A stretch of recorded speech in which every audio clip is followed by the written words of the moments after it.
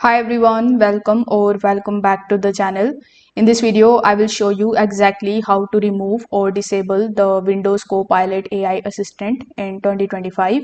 So if you find it distracting or just don't need it, here is exactly how you can turn it off. So without further delay, let's get straight into it. So in the method 1, you will have to right click on your taskbar, then click on the taskbar settings.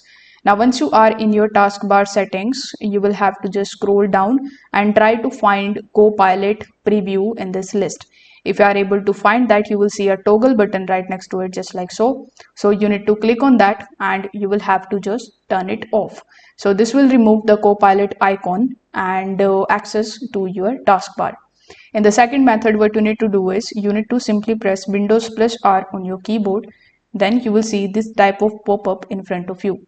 Over here, you will have to type this command, that is gpedits.msc, and then click on the OK button over here.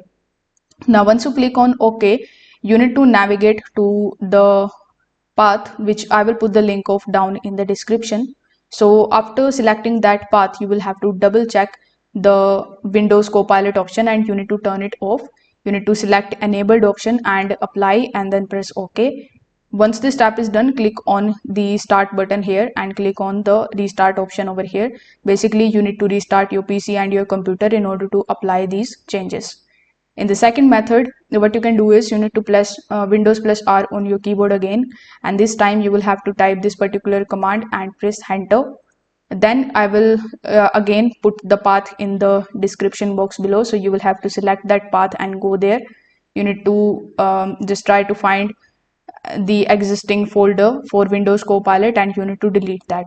So if this video helped you out, consider subscribing to the channel and liking the video. Thanks for watching.